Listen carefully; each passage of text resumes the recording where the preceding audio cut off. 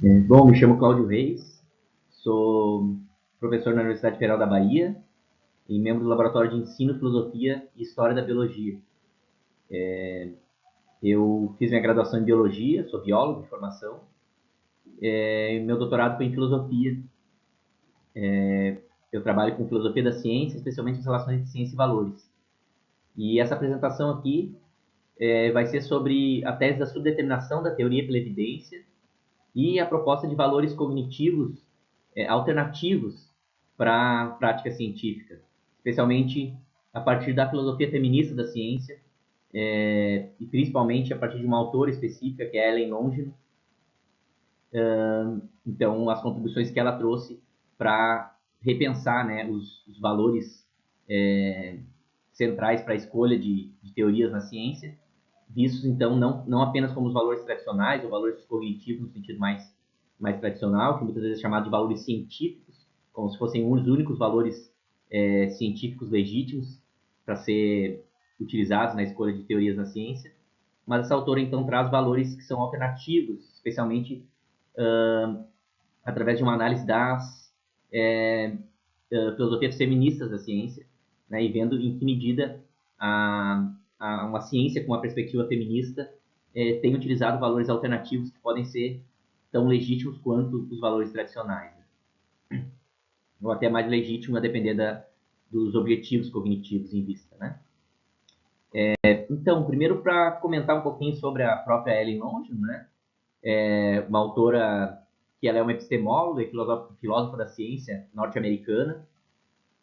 Ela teve o doutorado em filosofia na Universidade Johns Hopkins, em 1973, né, uma formação em filosofia analítica. Professora emérita da Universidade de Stanford, e é certamente uma figura central na epistemologia feminista, na epistemologia social e principalmente para a relação entre ciência e valores, né? Então, é uma autora que foi fundamental para a própria filosofia feminista da ciência, né? E inicialmente, né, houveram bastantes críticas, né? Foi bem difícil a mainstream da comunidade filosófica aceitar esse tipo de abordagem, mas hoje já é muito bem aceito, né, como uma vertente importante para trabalhar, né, diferentes problemas na filosofia da ciência e na epistemologia como um todo também. Né, uma autora que foi importante para a epistemologia social, como eu coloquei ali, né, foi uma das primeiras autoras também a discutir elementos para se pensar uma epistemologia de um ponto de vista social, né, não apenas uma epistemologia individual, mas mostrando como, inclusive na própria atividade científica, né, como a dimensão social da ciência ela é importante para, inclusive, a gente entender melhor a objetividade da ciência, ou a racionalidade da ciência, né? A dimensão social não está apenas nos vieses, no sentido de um viés problemático para a ciência ou para a produção de conhecimento, mas essa dimensão social e coletiva e cooperativa da própria atividade científica é algo que também, estando organizada de maneira adequada, pode favorecer a objetividade da ciência, né? Mas a gente não vai trazer muito a ideia de objetividade que a Ellen Longino traz, mas vai trabalhar mais com a ideia dos valores alternativos mesmo, né? Então, eu queria começar com uma análise de caso. Então, digamos que a gente tem um padrão empírico, que é o seguinte: o peso médio do cérebro de homens é maior que o peso médio do cérebro de mulheres, né? E, com base nesse padrão empírico, se defende uma teoria, que aqui eu coloquei entre aspas, para a gente não pensar que é uma teoria, enfim, razoável, né, de se defender hoje em dia, claro que não, mas a teoria de que homens são mais inteligentes que mulheres, né? Bom, a gente poderia se questionar, bom, como assim, né? Então, a primeira coisa a se perguntar é, bom, esse padrão empírico, ele está bem estabelecido? Ele é um padrão empírico que, de fato, se tem dados empíricos, estudos que mostram essa questão, né? Então, a primeira coisa é perguntar se a afirmação ali que está dita que é um padrão empírico, ela de fato corresponde a um padrão empírico. Para entender isso, então, como esse padrão foi estabelecido? Qual a qualidade dos métodos, dos dados e dos métodos de análise, né? A gente poderia primeiro fazer um questionamento se é um padrão empírico de fato. Bom, para avançar aqui no argumento, a gente vai assumir que se trata de um padrão empírico, né? Se a gente for olhar aí atrás disso, de fato há uma pequena diferença, né, de poucas gramas no peso médio do cérebro de homens que tende a ser né, poucas gramas maior que o cérebro de mulheres. Né? A questão, eu trouxe isso aqui justamente para ser uma ideia de, bom, mesmo assim, será que esse padrão empírico ele é relevante para a teoria? Para a plausibilidade dessa teoria? Né? Então, essa é a pergunta, né? Esse padrão empírico aí, ele é relevante para a plausibilidade da teoria de que homens são mais inteligentes que mulheres? Né? Será? Né? Ele é uma boa evidência, então, para essa teoria? Né? Bom, como eu disse, o que se tem aqui são de pouquíssimas gramas, né, essa diferença, e não parece que isso seja uma boa evidência para essa teoria. Né? Então, por exemplo, a gente pode, para colocar isso em dúvida, para justamente tentar responder essa pergunta aí, a gente poderia pensar que, bom, tem outro padrão empírico também, né? A gente pode pensar, e é um padrão empírico bem estabelecido, que enquanto o cérebro de humanos, no geral, pesa em torno de 1,2 quilos, o cérebro de baleias azuis pode alcançar 10 quilos. Né? Será que então a baleia azul é cerca de 9 vezes mais inteligente que humanos? Né? Será que o peso do cérebro é uma boa medida para avaliar a inteligência? Né? Esse é o ponto. Então, esse novo padrão empírico aí, ele é relevante para a plausibilidade da teoria? Será que agora a gente derruba a teoria anterior com base nisso? Né? Ou um terceiro padrão empírico, né? A relação entre peso médio do cérebro e peso corporal médio em homens e mulheres é a mesma. Né? Ou seja, se a gente for utilizar não o peso médio do cérebro de homens em relação ao peso médio do cérebro de mulheres, mas dividir isso pelo peso médio do corpo de homens e do peso médio do corpo de mulheres, essa pequena diferença que existe já some. Né? Ela deixa de existir se a gente considerar o peso médio do corpo como um todo de homens e de mulheres. Né? Porque homens tendem a ser um pouco mais pesados que mulheres, até na dimensão óssea. Né? E isso também tem a ver, então, com essas poucas gramas de diferença do cérebro, deixam de, de ter essa diferença se a gente utiliza o peso corporal médio como um fator relevante também. Bom, esse padrão empírico é relevante para a plausibilidade da teoria, né? Então, notem, se a gente quer simplesmente pensar no primeiro padrão empírico lá, se ele fosse relevante para a plausibilidade da teoria, né, isso é uma coisa. Se a gente leva em conta o padrão empírico 2, né, então baleias azuis seriam muito mais inteligentes que nós. Se a gente leva em conta o padrão empírico 3, bom, não há diferença na inteligência entre homens e mulheres. Né? Seria esse tipo de conclusão. Ou seja, padrões empíricos diferentes podem nos levar a teorias diferentes. Né? Ou seja, não tem nada no padrão empírico ali que nos diga que ele é necessariamente uma evidência em favor daquela teoria. Né? A gente teria uma segunda teoria, então, de que o peso do cérebro não é um bom indicador de inteligência. Né? Então, isso que a gente está querendo tocar, então, nessa questão. Né? Por que o peso do cérebro seria um bom indicador de inteligência? Né? Dentro da espécie humana, digamos que a gente vai ver pequenas diferenças de tamanho de cérebro, isso não significa que pessoas mais inteligentes vão ter cérebros maiores. Né? É algo bastante reducionista e reificador colocar a inteligência dentro do cérebro, exatamente, né? E pensar que poucas gramas de diferença do cérebro leva a maior inteligência. Né? Bom, aqui eu trouxe um gráfico só para a gente ver isso, né? Como que o peso do cérebro não é um bom indicador de inteligência. Aí, aqui a gente tem no eixo Y o peso do cérebro e no eixo X o peso corporal, né? E a gente vê que quanto maior o peso corporal, tende a ser maior também o peso do cérebro, desses diferentes mamíferos aqui.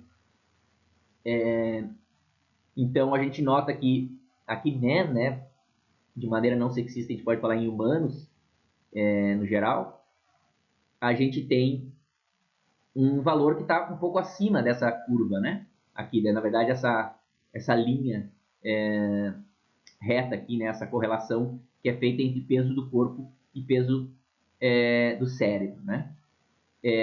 No entanto, golfinhos, por exemplo, têm um valor de peso do corpo maior e um peso do cérebro também maior, né? Elefantes também, né?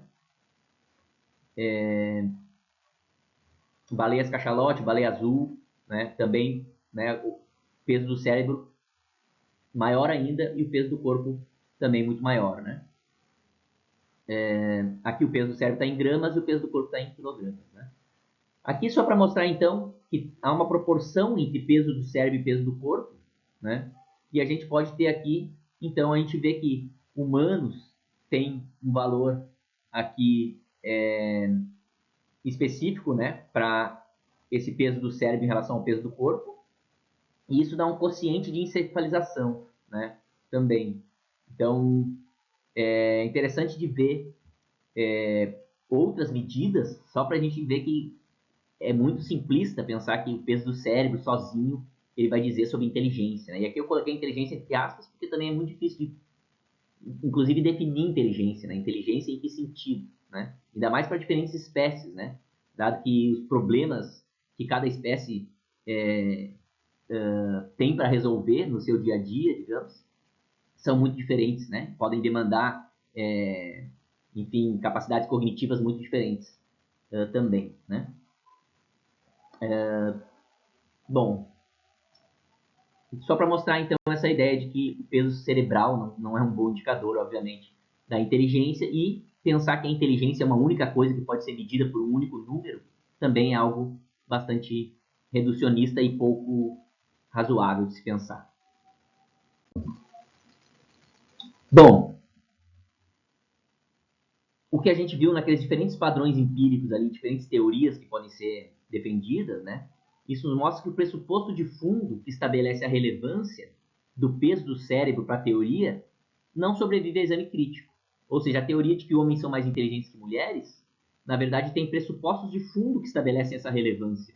A relevância não está dada pelo padrão empírico, simplesmente, né? Há pressupostos de fundo, que na verdade são pressupostos machistas, injustificados, que foram utilizados para considerar aquele padrão empírico do peso do cérebro de homens ser maior que o de mulheres, para que isso seja considerado uma evidência em favor da teoria de que homens são mais inteligentes que mulheres. Né? Então, a teoria foi defendida por séculos com base no pressuposto machista, misógino e injustificado. Então, aqui é para a gente ver, sempre há pressupostos de fundo que estabelecem a plausibilidade daquela teoria a partir daqueles dados empíricos, ou seja, os dados empíricos vão ter o status de evidência para uma teoria em virtude de pressupostos de fundo, e esses pressupostos de fundo podem não estar bem justificados, como nesse caso de pressupostos machistas que são utilizados para tomar aquele padrão empírico primeiro lá como evidência em favor da teoria de que homens são mais inteligentes que mulheres. Então, mesmo que o padrão empírico seja correto, ele é irrelevante para a plausibilidade da teoria. A gente podia fazer uma comparação grotesca aqui, mas simplista, né? Mas o fato de que eu estou em pé é irrelevante para a teoria de que eu gosto de acarajé. Né? Ou seja, um padrão empírico ele não é necessariamente uma evidência para uma teoria, né? Só porque, enfim, ele tem... Só porque eu estou falando de cérebro, e cérebro tem relação com inteligência em alguma medida, então o tamanho do cérebro necessariamente tem a ver com a inteligência, né? Inclusive dentro de uma mesma espécie. Né? Então, ou seja, não é tão simples assim tratar certos dados como evidência em favor de uma teoria. Né? Isso pode vir muito mais de pressupostos de fundo que muitas vezes são injustificados e injustificáveis, né? Do que de fato por pressupostos que estão bem estabelecidos, que fazem um papel adequado para trazer aquele dado como uma evidência em favor da teoria. Bom, o problema é que a teoria de que mulheres são menos inteligentes que homens tem consequências sociais muito mais sérias do que esse exemplo que eu trouxe, né, de que eu gosto de acarajé, enfim, e serviu para inferiorizar as mulheres. Né? Então, apesar da gente poder fazer essa analogia, né, o fato de que eu gosto, que eu estou em pé é irrelevante para a teoria que eu gosto de acarajé, da mesma forma, o fato de que os cérebros de homens são poucas gramas maiores, mais pesados do que os cérebros de mulher é irrelevante para a teoria de que homens são mais inteligentes que mulheres. Apesar disso, foi utilizado por muito tempo como sendo uma evidência em favor da teoria, né? E isso foi utilizado para inferiorizar as mulheres, né? E tendo consequências sociais, então, bastante sérias. Bom, por que eu trouxe esse exemplo aqui, né? É para falar sobre o problema da subdeterminação, ou seja, as teorias não são determinadas completamente pelos dados empíricos, né? Os dados empíricos muitas vezes são utilizados como evidência em favor de uma teoria, mas junto a pressupostos de fundo. E aí são esses pressupostos de fundo que vão fazer com que aqueles dados sejam vistos como evidência ou ganhem o status de evidência para uma certa teoria. Então, isso também é chamado, muitas vezes, tem a tese do Rankine, né, que muitas vezes está associada ao holismo confirmacional, ao holismo epistemológico, mas também é associada ao problema da subdeterminação, né, tem relação esses dois problemas aí. Mas, então, aqui, né, eu trouxe esses diferentes autores, aí, o do Rain, do início do século XX, né, o que ele escreve, o Quine, que já é nos anos 30, 40, o Neura aqui, anos 30, 40, o Quine, anos 50, anos 60, Thomas Kuhn, anos 60, 70, e a Ellen Longe um pouco depois ainda, né, anos 90, 2000, né, e continua escrevendo até hoje, né. Mas só para você trazendo, então, de onde que vem, né, esse problema da subdeterminação, não foi colocado diretamente pela Ellen Longe, já tem, digamos, antecedentes históricos, né, na própria filosofia da ciência, na história da ciência, que são esses diferentes autores aí que trataram de maneira diferente, né, cada um deles ao seu jeito, mas que pode ser entendido como questões que têm a ver com esse problema da subdeterminação, né, da teoria pela evidência. Então, o que é esse problema da subdeterminação? É sobre as relações entre teoria e evidências que estão disponíveis para essas teorias, né? Há diferentes formas de interpretar o problema da subdeterminação, há diferentes tipos de subdeterminação, enfim, eu não vou entrar nesses aspectos mais específicos aí dessas distinções, né, que eu acho que não precisa para uma aula mais geral como essa, né? A gente pode ver nesse sentido mais geral aí da subdeterminação. Então, no sentido mais simples, então, do problema da subdeterminação, a gente pode ver ele a partir de duas premissas e tirando uma conclusão, então, que é a subdeterminação das teorias pelas evidências. Então, uma primeira premissa desse argumento da subdeterminação vai dizer que não existem conexões formais, ou seja, de lógica formal, simbólica, entre teorias e os dados empíricos que são apresentados como evidências para essas teorias, né? Isso está bem estabelecido já, né? Então, depois de passar pelas duas primeiras escolas aí da filosofia da ciência, o positivismo lógico e o racionalismo crítico, né, ambas escolas tinham em comum a ideia de que haveria conexões formais, ou pelo menos tiveram um projeto de desenvolver essa ideia de que há conexões formais entre teorias e dados empíricos, e que se pudesse, então, construir uma teoria que mostre essas conexões formais, né?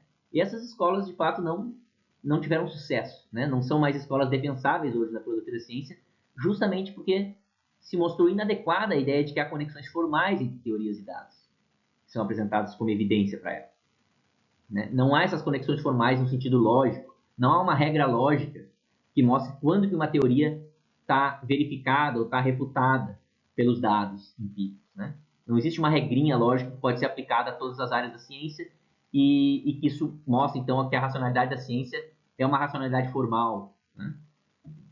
Bom, o segundo pressuposto, a segunda premissa aí desse argumento é de que os dados adquirem status de evidência para alguma teoria em virtude de pressupostos de fundo que estabelecem a relevância dos dados para a plausibilidade da teoria.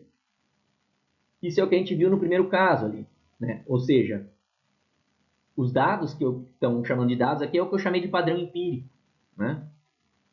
Naqueles 3 padrões empíricos ali que eu dei como exemplo no estudo de caso que a gente viu anteriormente. Para que um padrão empírico, um dado, ele adquira o status de evidência, né, é necessário que pressupostos de fundo estejam atuando para estabelecer a relevância desses dados para a plausibilidade da teoria, ou seja, para estabelecê-los como evidência, para que esses dados tenham status de evidência para essa teoria. Dado que também não há conexões formais, são pressupostos de fundo que fazem esse tipo de conexão. Bom, a gente tira a conclusão aí de que dados subdeterminam a avaliação da teoria, né? Os dados empíricos, eles não determinam por completo como avaliar uma teoria, né? teorias precisam ser avaliadas também com base em certos valores. E esses valores, um desses valores é a adequação empírica, né? É a adequação dos dados à teoria. Mas há outros valores aí que não apenas adequação empírica para que a gente avalie teorias. Então, há uma subdeterminação da teoria pela evidência. Bom, os pressupostos de fundo têm um papel central, então, aí, né? Por mais que sejam pressupostos de fundo, né, eles estão presentes aí para poder fazer com que aquele padrão empírico ganhe status de evidência para uma teoria. Os pressupostos de fundo têm esse papel, então, dado que esse papel não há uma regra formal, lógica, que faça com que a gente escolha uma teoria em detrimento de outra, ou seja, uma inferência que se baseia simplesmente em regras lógicas, né? Mas são inferências que levam em conta os dados, precisam levar em conta os dados empíricos, mas que pressupostos de fundo vão estar atuando aí, né? Agora, os pressupostos de fundo, eles costumam ser, por isso pressupostos de fundo, né? Uma função de consenso, do consenso em uma comunidade, né? Que a gente pode estar falando de ciência, então, numa comunidade científica, né? Eles são aprendidos como parte da aculturação ou inculturação de alguém enquanto membro da comunidade científica e são altamente invisíveis aos praticantes que estão imersos nessa comunidade. Esse é o ponto, por isso são pressupostos de fundo, né? Os cientistas, em geral, não estão pensando nesses pressupostos de fundo o tempo todo e vendo em que medida eles estão sendo relevantes para tratar um dado como uma evidência em favor de uma teoria, né? Eles entram na formação do cientista, né? Na própria formação do cientista enquanto cientista, dentro de uma certa tradição de pesquisa, ele já aprende esses pressupostos, digamos aí. Bom, esses pressupostos são uma função do consenso, eles entram na enculturação do cientista e são altamente invisíveis aos praticantes, né? Bom, ainda assim, esses pressupostos são articuláveis e por isso eles são também, em princípio, públicos, né? Eles estão disponíveis a exame crítico, podendo ser abandonados, modificados ou reforçados. Então, o ponto aqui é que, apesar de serem pressupostos de fundo, eles não estão fora da racionalidade da ciência, eles não estão fora de uma dimensão em que eles devam ser avaliados criticamente e para a gente saber se esse pressuposto deve ser abandonado ou não, se deve ser modificado em alguma medida ou se deve ser, inclusive, reforçado, né, visto como bem justificado. Então, o pressuposto de fundo machista que a gente viu que estava atuando para que se defendesse uma certa teoria de que homens são mais inteligentes que mulheres, ele se mostrou falho, né? Se mostrou falso dentro de um exame crítico, né? E precisou ser abandonado, então. Então, mesmo que ele fosse um pressuposto de fundo, mesmo que para as pessoas que, em geral, eram machistas, defendiam aquilo, inclusive muitas vezes de forma até inconsciente, outras não, claramente não, né? Mas que poderia também ser defendido de forma se simplesmente um pressuposto de fundo que a pessoa nem se dá conta, na verdade ele deve receber um exame crítico e naquele caso específico ser abandonado, né? Agora, outros pressupostos de fundo podem estar bem justificados, outros podem demandar alguma modificação, uma revisão, mas não completa, por exemplo. Então aqui já entra a contribuição da Ellen Longe, né? Trazendo essa ideia dos pressupostos de fundo como centrais e vendo eles dessa forma aí, né? Que eles devem ser entendidos como articuláveis e públicos e demandam um exame crítico, muitas vezes. Isso deve ser pensado também na própria atividade científica e na atividade do filósofo, né? Examinar esses pressupostos. Então, o que está aqui, né, em questão? É que a relação entre teoria e evidência não é uma relação direta. Os pressupostos de fundo, eles atuam para que aqueles dados empíricos tenham status de evidência em favor de uma teoria. Então, os pressupostos de fundo fazem uma mediação aí entre a teoria e a evidência, né? Então, os dados, que podem ser medições, observações ou resultados experimentais, adquirem o status de evidência para a teoria devido a pressupostos de fundo. Os pressupostos de fundo estabelecem a relevância dos dados para a plausibilidade da teoria. E o que a gente perguntaria, então, é se esses pressupostos se justificam ou se são vieses ilegítimos, né? Aí entra esse momento de ter um papel crítico, né? De ver em que medida esses pressupostos se justificam ou não. A gente viu um exemplo de que eles não se justificam, mas vão ter muitos exemplos também em que esses pressupostos se justificam, né? Todo o tempo que a gente vê que teorias estão bem estabelecidas na ciência e que tem boas evidências em favor dela, e muitas vezes esses pressupostos de fundo, então, eles estão atuando de maneira adequada, né? Mas nem sempre. A gente não deve assumir que os pressupostos são sempre bem justificados. Esse é o ponto. Então, a legitimidade desses pressupostos de fundo está condicionada à sua sobrevivência crítica. Se eles sobrevivem à crítica, então eles podem ser dados como legítimos, né? Mas eles têm que estar disponíveis e articulados publicamente para que a gente possa, então, ver em que medida eles estão justificados ou não, né? Isso significa que as práticas de justificação devem incluir não apenas o teste das hipóteses contrastadas aos dados, como pensavam os positivistas lógicos e os racionalistas críticos, por exemplo, né? Mas as práticas de justificação devem levar em conta também a sujeição desses pressupostos relacionados aos raciocínios e aos dados e colocá-los, então, à crítica desde uma variedade de perspectivas. Então, o que a Ellen Longe está trazendo aqui é a ideia de que, para falar em termos de justificação de uma teoria, a gente não deve simplesmente contrastar certas hipóteses aos dados e ver em que medida isso está adequado aos dados, né? Mas também olhar os pressupostos e fazer crítica deles desde uma variedade de perspectivas. Então, mostra a importância de ter uma variedade de perspectivas para que essa crítica possa ser feita de maneira mais completa, né? De diferentes pontos de vista, e que, para ver em que medida esses pressupostos sobrevivem à crítica e são legítimos, então, ou se eles não são legítimos, né? Muitas vezes eles podem parecer legítimos, mas na verdade não ter tido nenhuma crítica contundente a eles pela falta de variedade de perspectivas, né?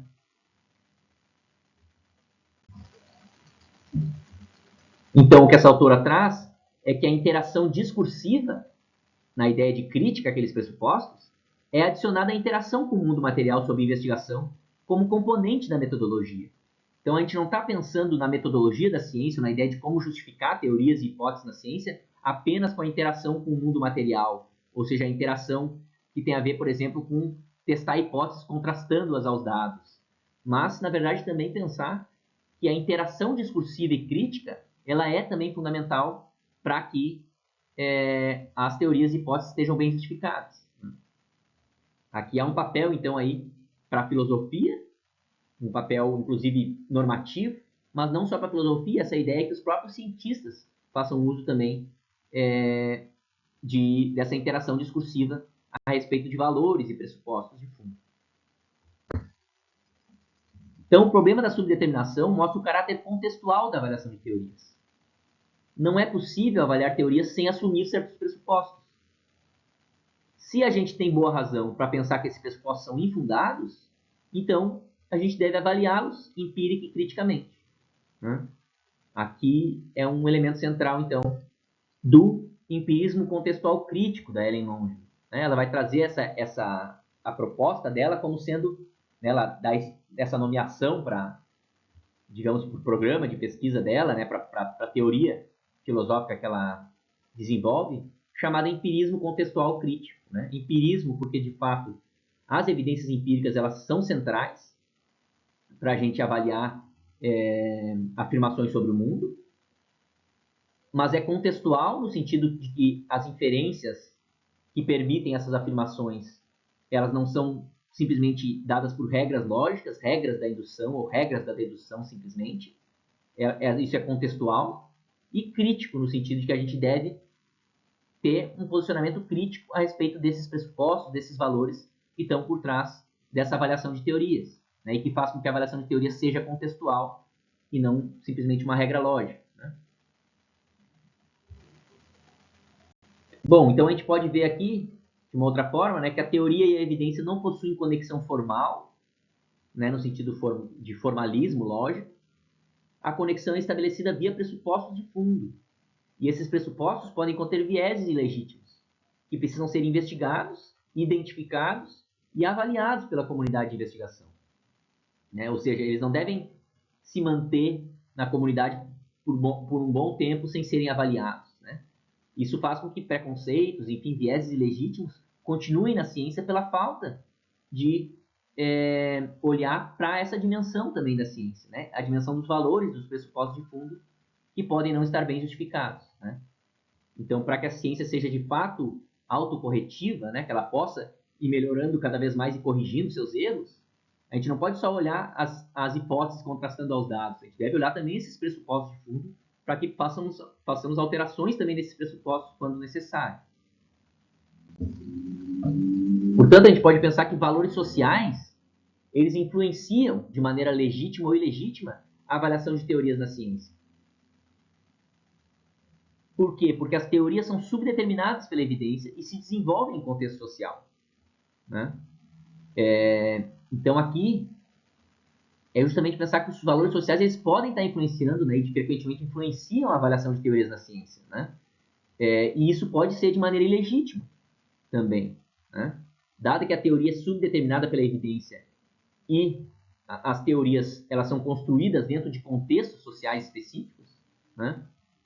Esses valores sociais podem estar influenciando a avaliação de teorias de uma maneira inadequada ou ilegítima, né? Ou também de maneira legítima. A questão é avaliar esses pressupostos. Bom, então aqui eu trouxe essa ideia de subdeterminação e do empirismo contextual crítico, né, de maneira rápida, mas para a gente ter essa noção a partir da Ellen Longin, né, e as contribuições que ela dá a esse tema. Eu queria falar um pouquinho da nova filosofia da ciência, que é um nova entre aspas mesmo, porque é nova no sentido das primeiras escolas da filosofia da ciência, né, o empirismo lógico, o positivismo lógico e o racionalismo crítico, que seriam então aquilo que não é novo na filosofia da ciência, mas essa chamada nova filosofia da ciência vem desde a década de 60 já, com Thomas Kuhn, por exemplo, foi um autor importante para trazer o que eu estou chamando aqui de nova filosofia da ciência, mas é interessante pensar então que não é tão nova assim, né? Mas eu vou trazer essa ideia para justamente ver em que medida isso se relaciona com a proposta da Ellen Longin e, na verdade, a proposta da Ellen Longin trazendo ainda mais novidades, se contrapondo em alguma medida a algumas questões, pelo menos, né, dessa nova filosofia da ciência. Ainda que ela beba nessa fonte e esteja ligada a essas questões, né, ainda assim ela traz uma novidade em relação aos valores alternativos aí para a ciência, né? Mas o que eu estou chamando então dessa nova filosofia da ciência, né? Bom, é um tipo de análise, né, filosófica da ciência que concebe a ciência não como um corpo de teorias apenas, né, mas passa a interpretá-la como um processo dinâmico, uma prática histórica inserida no mundo dos valores da experiência humana. Ou seja, vê a ciência de fato como uma atividade humana, coletiva, dinâmica, histórica e que tem ligação com valores. Então, ao longo da história, a mudança de teorias não seguiu as regras estipuladas pelos filósofos da ciência, né? Se a gente pensar em termos de regras lógicas, como eu falei já no início, diferentes filósofos da ciência propuseram regras, né? Regras indutivas, regras dedutivas, regras que equilibram indução e dedução, regras de programas de pesquisa para programas de pesquisa progressivos, como a do Enrilácratos. Enfim, se a gente olhar para a história da ciência, né, mesmo teorias bem consolidadas e progressos feitos na atividade científica, não foram feitos a partir dessas regras que os filósofos da ciência estipularam, né? Então é interessante pensar que a filosofia da ciência ela tem adequação material à história da ciência, né? Uma filosofia da ciência que não tem ligação com a história da ciência, né, parece muito estranha, né? Ou seja, se a gente vai defender as nossas regras, mesmo que a ciência não esteja seguindo essas regras e esteja progredindo, né, melhorando o seu conhecimento, então é estranho, né? A gente precisa ver em que medida a racionalidade da ciência, construída pelos filósofos da ciência, se adequa, de fato, à história da ciência, né? Bom, ao olhar para a história, essa nova abordagem da filosofia da ciência, nota que as teorias científicas não são testadas com base em uma regra, né? Os critérios para o teste de teorias precisam ser interpretados como valores aqui, né? Não são regras, mas valores, né? Por que valores e não regras, né? Qual é essa diferença, né?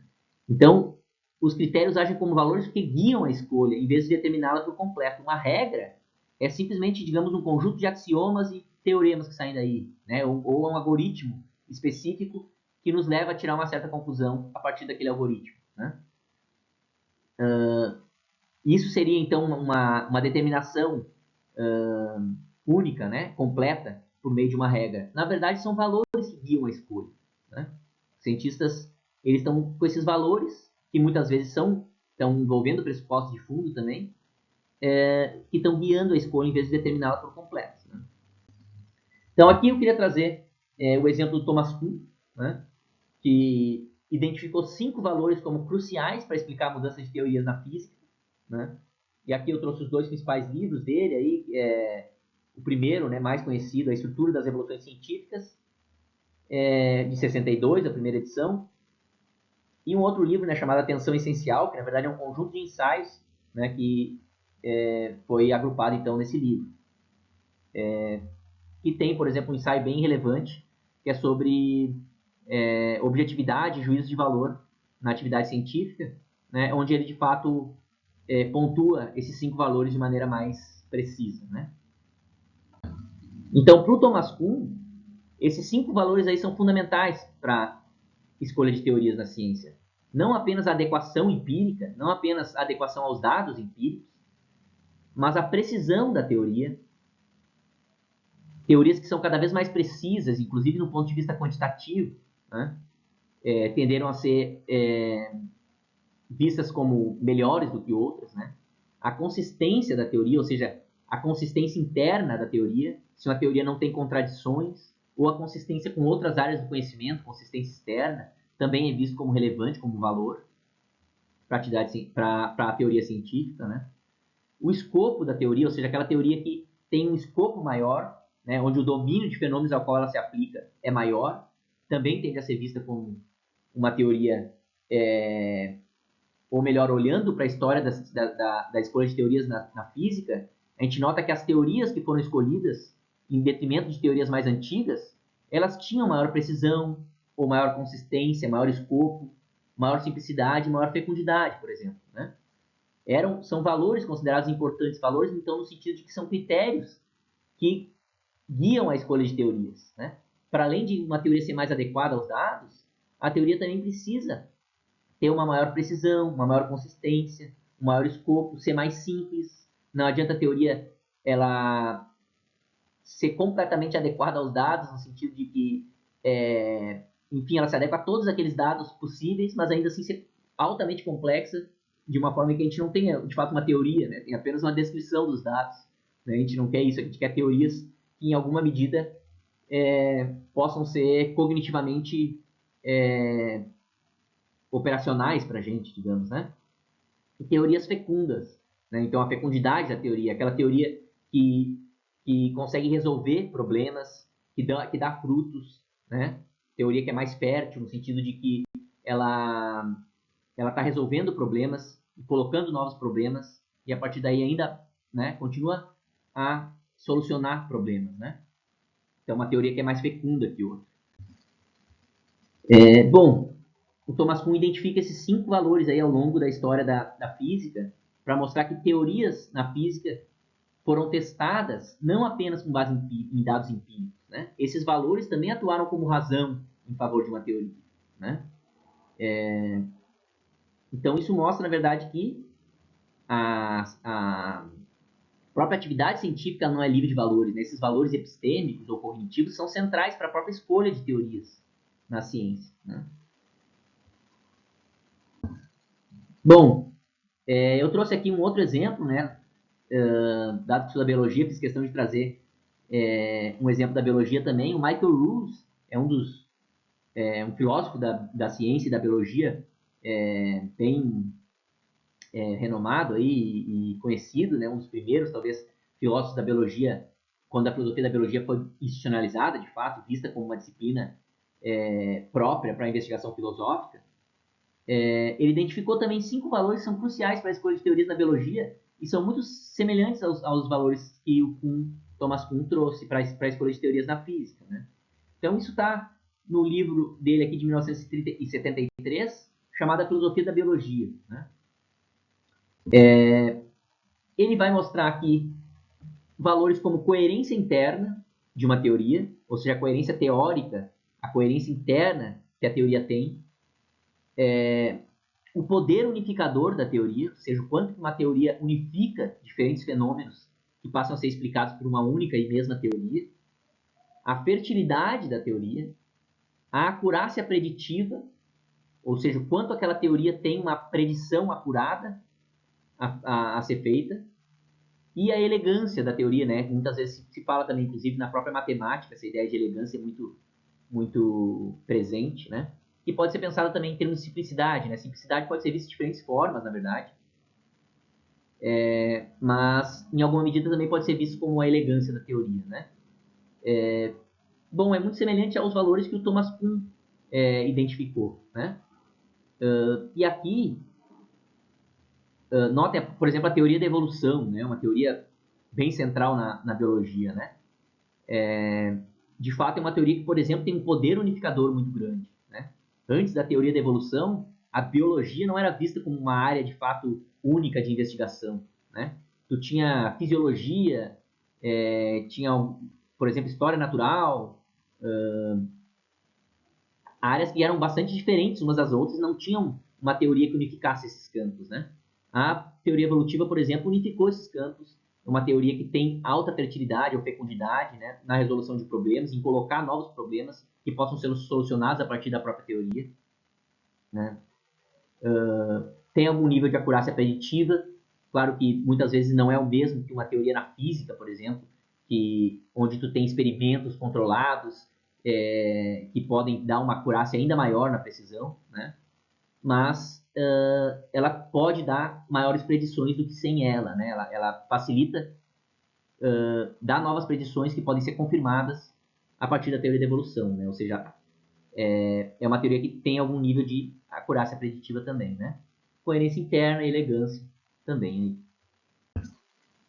Então, a adequação empírica, que era o único valor considerado pelos filósofos da ciência anteriores, passa a ser entendida como mais um valor entre esses. Talvez seja o principal valor mesmo. Não adianta uma teoria ter esses elementos aí, esses valores epistêmicos, esses 5 mencionados, e ela não ter adequação empírica, né? Poucos dados empíricos se adequam à teoria, né? A teoria precisa ter adequação empírica, mas não basta, né? É preciso que tenham outros valores relevantes aí para que a gente aceite e utilize a teoria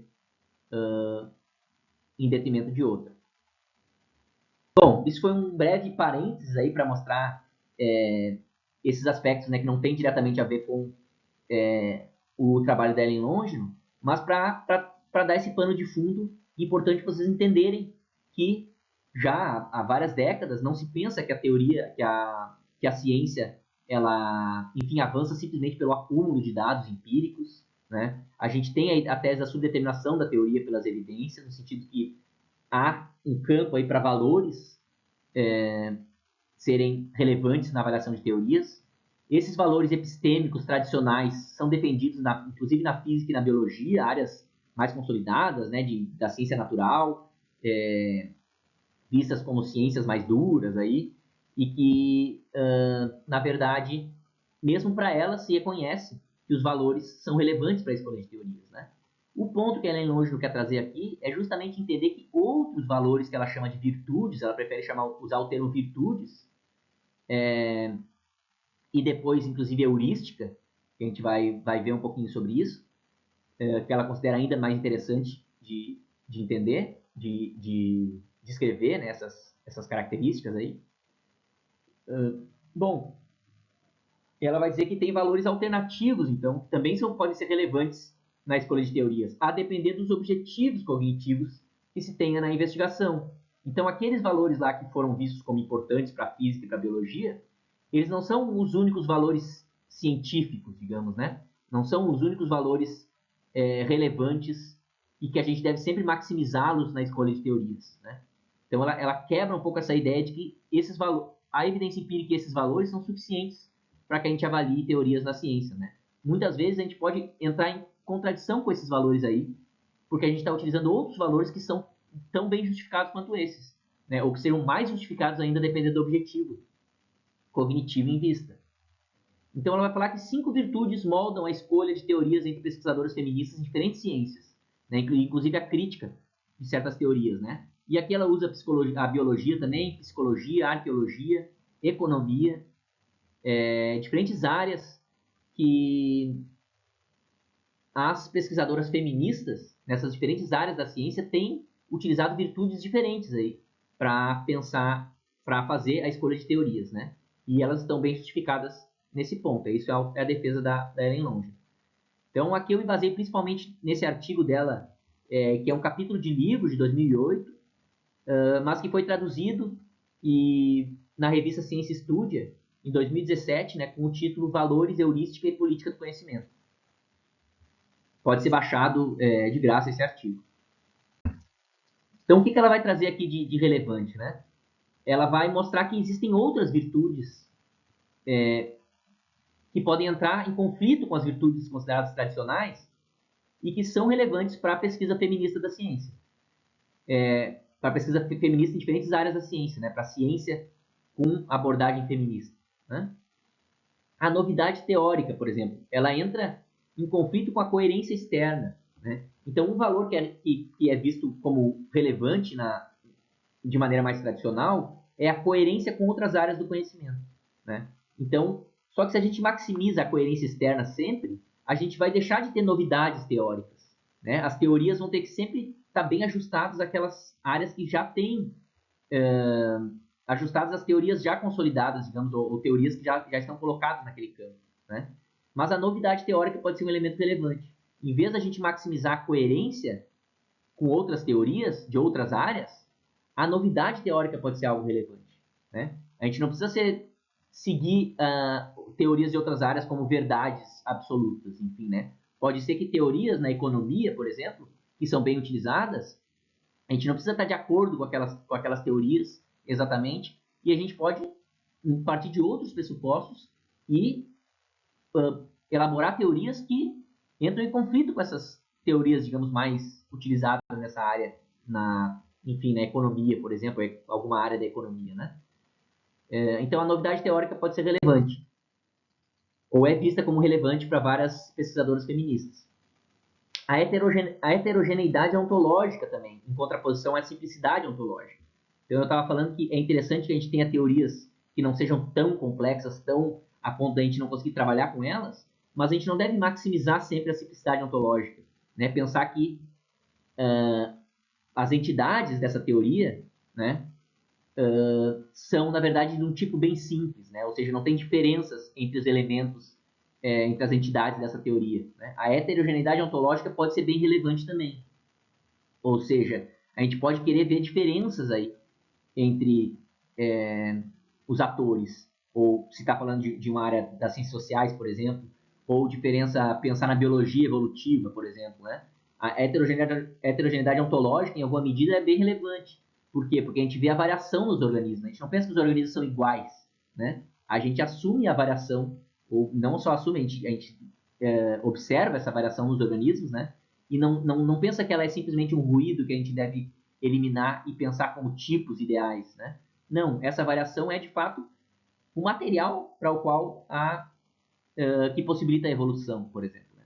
Então, a heterogeneidade ontológica dentro das espécies, né, é algo visto, né, mas aqui ela está pensando para além, né, também nas ciências sociais, né, vendo que, enfim, por exemplo, não pensar que o homem é o padrão, digamos, a ser olhado, mas que a gente deve ver também diferenças em relação a gênero, por exemplo, né, em uma teoria social, ou ela dá o exemplo acho que é de gorilas, onde se via ele simplesmente como macho, sendo o padrão e não vendo qual era as atividades das fêmeas e dos filhotes, por exemplo, e vendo que há diferenças aí e que podem ser relevantes para interpretar o comportamento dessas espécies, né?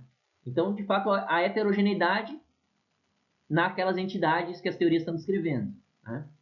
Ou seja, não pensar que essas entidades são da maneira mais simples possível, né? Aceitar que essas diferenças podem ser relevantes para que a gente tenha modelos mais adequados.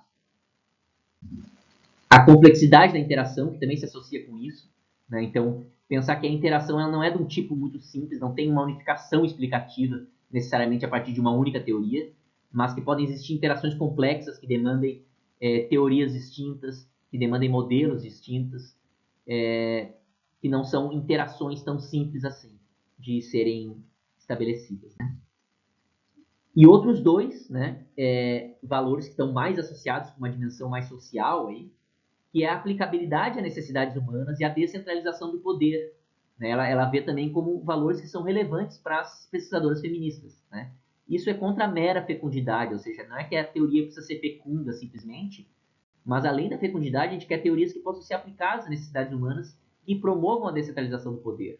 Isso também é visto como relevante aí. Né? Então, além da adequação empírica, que é um valor compartilhado com as heurísticas tradicionais. Né? Então, a adequação empírica também continua sendo vista como muito relevante. Né? Mas, notem, essas outras 5 virtudes aí, elas entram em conflito com as virtudes, algumas das virtudes que a gente viu antes. Né? Isso significa que não há uma lista de valores científicos para o qual a gente sempre deve utilizar na avaliação de teorias. Né? A gente pode utilizar valores alternativos aí e que podem ser tão ou mais relevantes a depender dos nossos objetivos cognitivos. Então, aqui, né, a coerência externa em conflito com a novidade teórica, a simplicidade ontológica em conflito com a heterogeneidade ontológica, a unificação em conflito com a complexidade da interação, e a fecundidade, ou a mera fecundidade, entrando também em conflito com outros valores que são considerados centrais, que é a aplicação às necessidades humanas e a descentralização do poder. Né? Bom, se esses valores conflitam, como é que a gente estabelece o melhor balanço entre eles? Né? Como que a gente vai escolher, então? A gente tem diferentes valores aí para utilizar na escolha de teorias. Como a gente sabe, bom, não é essa lista desse campo aqui, que é muito considerado como valores tradicionais na ciência, que como se fossem necessariamente importantes de serem maximizados na atividade científica, a gente viu que não, a gente pode maximizar esses outros valores aqui. Né? Bom, mas a gente pode também fazer um balanço entre eles. Quais valores em cada momento, né? Bom, isso vai ter a ver com os objetivos cognitivos, como eu falei antes. Né? A depender dos nossos objetivos de compreensão dos fenômenos, a gente pode demandar que certos valores sejam mais relevantes que outros. Né? Então, a ideia é que não existe os valores que são necessariamente melhores, mas vai depender dos objetivos que a gente tem em relação ao conhecimento que a gente quer construir. Então, se a gente quer obter um conhecimento que é sensível a relações de dominação, no caso das teorias feministas tem muito a ver com relações de dominação de gênero, né, mas que a gente pode expandir para dominação de raça, classe, ou a ideia de dominar o ambiente, né, controlar ao máximo o ambiente, o meio ambiente, né, sem levar em conta, então, valores também relacionados enfim, a espécies, a preservação de espécies, de ecossistemas, por exemplo. Se a gente quer obter um conhecimento que é sensível a certas relações de dominação, então o melhor balanço nem sempre é a maximização dos valores tradicionais contra esses valores ditos alternativos aí, contra os valores feministas, né? Ela vai falar o tempo todo em termos de valores feministas, né? Esses valores aqui, né? Porque ela retira de uma análise das cientistas feministas, né? No entanto, o que a gente está vendo aqui é que não precisam ser reduzidos à filosofia a abordagem feminista, né? Pode ser utilizado também em outras abordagens. Né? São valores alternativos, mas que podem ser relevantes também para ter um conhecimento sensível a outros tipos de relação de dominação, por exemplo.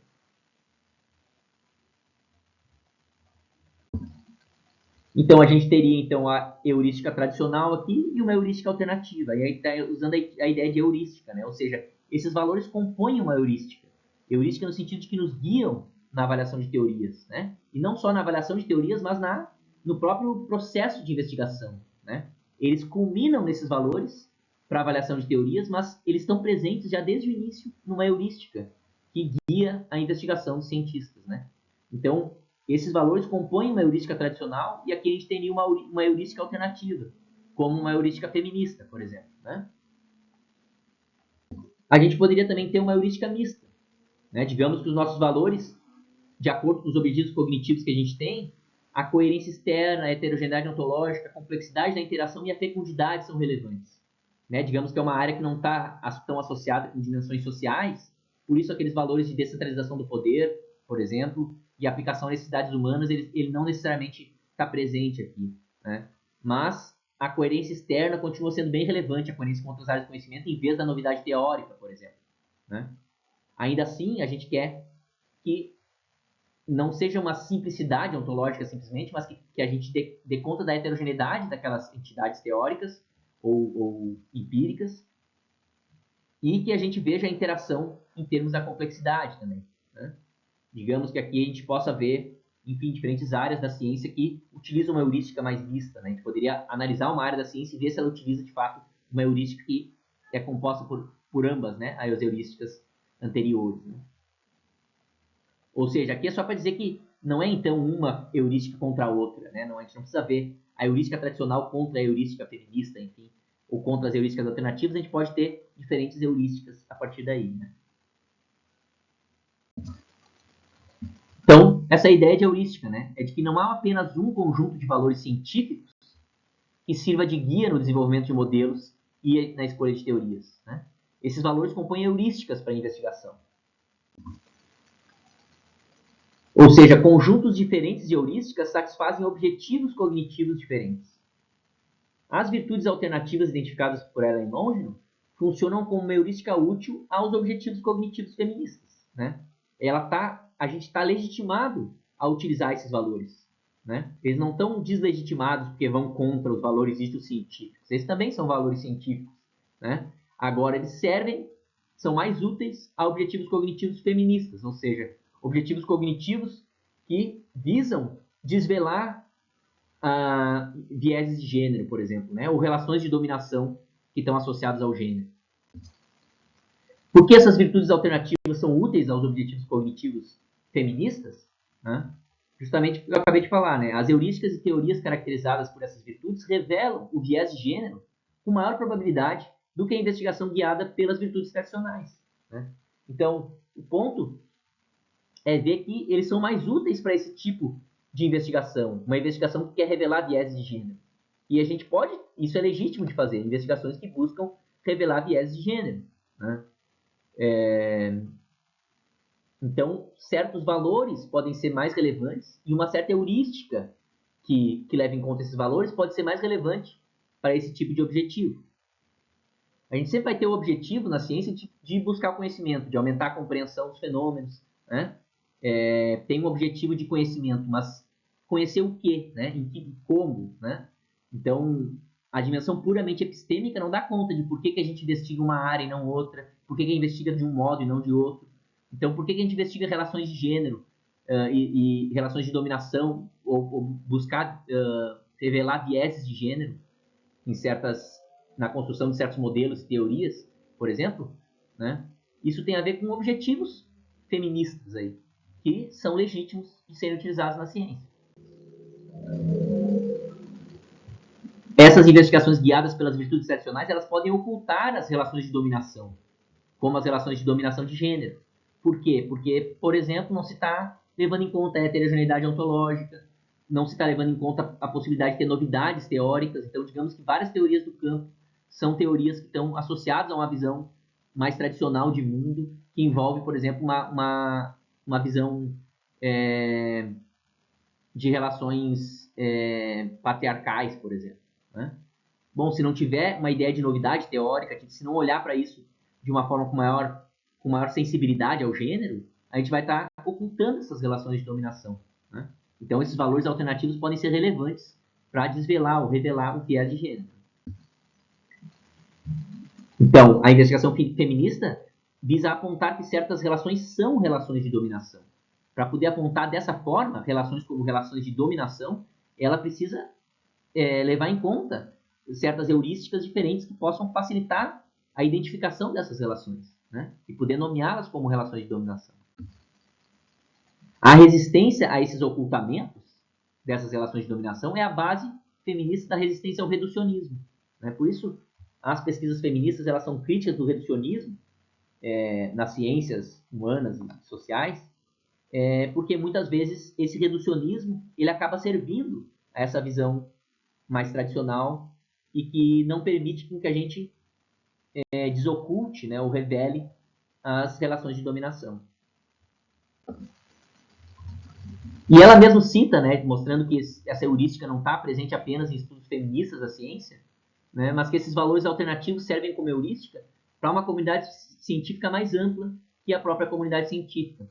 E ela cita, né, ela vai dizer que, para o caso dos dois Richards, né, o Richard Levis e o Richard Leonti, no livro O Biólogo Dialético, né, eles também fazem uso de heurísticas e de valores semelhantes a esses que eu citei e que a Ellen Longino, na verdade, menciona, né, e identifica nos estudos feministas, né. Aqui seria o Richard Levis, né, um biólogo, ecólogo, filósofo da ciência também, usa também teoria política e econômica.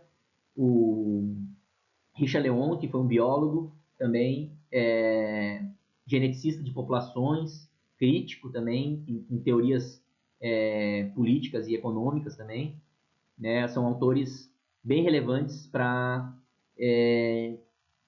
pensar a própria biologia, né?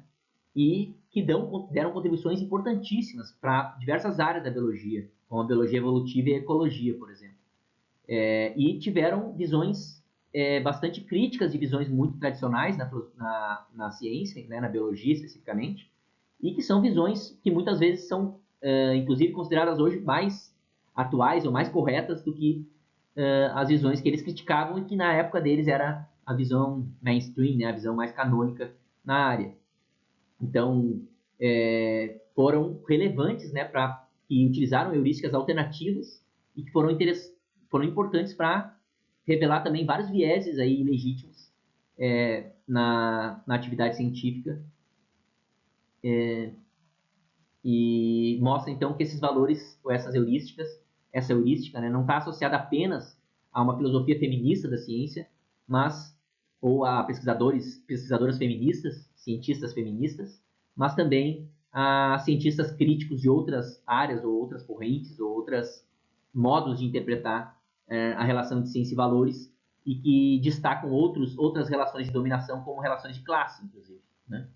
E relações de raça também, né? Relações de dominação raciais. Esses autores também foram importantes, né? Assim como Stephen Jay Gould, que é um outro biólogo bem relevante, próximo do Richard Levis e do Richard Leonti, né? Que também foi bem crítico à dimensão enfim, do racismo científico, né? Científico, porque chegou a ser ciência, né? Ainda que não é uma ciência de boa qualidade, aceita hoje, né? Hoje em dia, obviamente, mas que foi relevante também para essa área. E a gente podia, só deixei aqui, perguntar que outros exemplos a gente podia pensar para essas heurísticas alternativas aí, né? Então, áreas de ciências ambientais, por exemplo, ou biologia da conservação, ou ecologia, numa dimensão mais prática ou aplicada, também tende a usar heurísticas e valores mais alternativos a esses, né? Tendem a pensar em termos de novidade teórica, tendem a pensar em termos de heterogeneidade ontológica, e também a se preocupar com a questão de se preocupar com o ambiente no geral, né? Com poluição, com degradação do ambiente, de desmatamento, de perda de biodiversidade, de poluição por agrotóxicos, por lixo tóxico, por vários outros elementos, né? Então, são áreas também relevantes aí do ponto de vista prático e que se utilizam muitas vezes de heurísticas alternativas e que mostram que essas heurísticas e esses valores alternativos podem estar tão ou mais legitimados do que os valores tradicionais, a depender dos objetivos cognitivos que a gente tenha, a depender de por que a gente quer investigar aquele tipo de questão, por que investigar daquela forma, né? É basicamente isso. Obrigado.